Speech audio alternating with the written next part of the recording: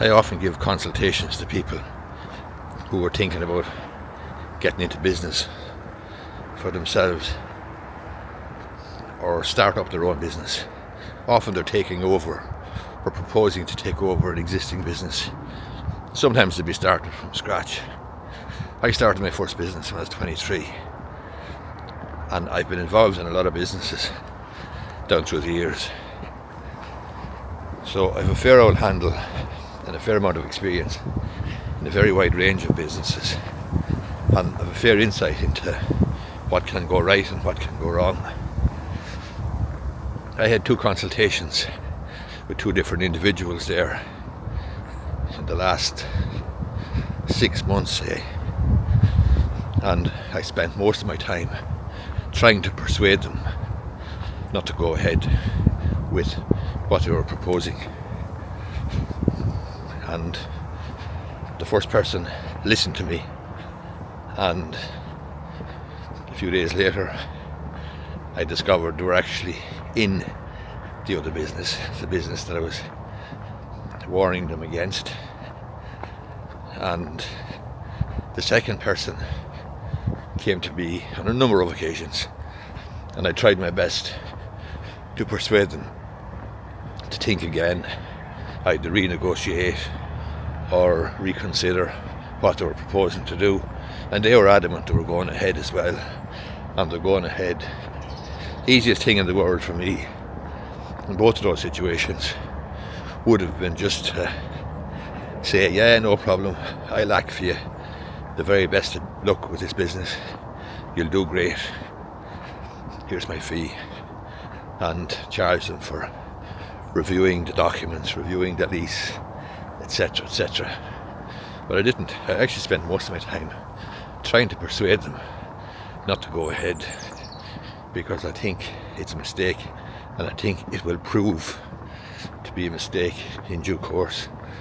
I won't take any great pleasure from that, but you know, sometimes you have to give, obviously all of the time you have to give the best advice you can give, and that's what I do.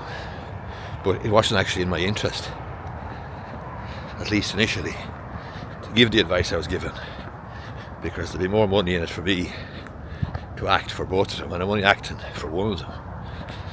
But I give the best advice I can. But with my experience in business and being involved in a wide range of businesses down through the years in a whole lot of different locations, I have a good old handle, I believe, for a good opportunity, and one that is not a good opportunity, quite frankly, is risky, high risk.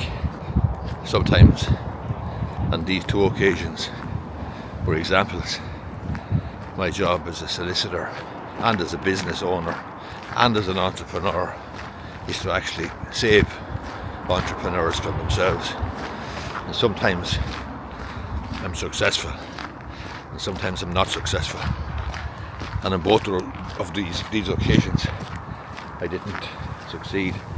I hope both of them do well. I hope they do really well, but I don't think they were good opportunities.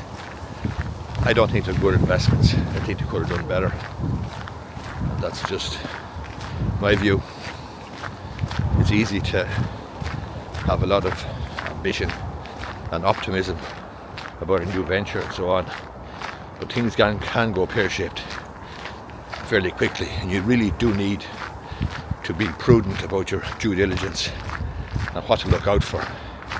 And if you're coming from a situation of being employed by somebody, going into an industry with which you're not familiar, and you're setting up a business, you're going to have a hard time making a success of it.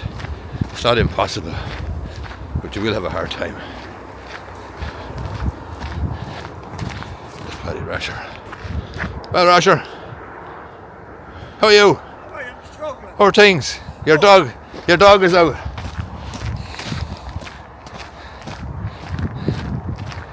That's Paddy Rasher, Paddy Farrell from Johnstone Bridge. used to play football with him many years ago. His father played football with my father.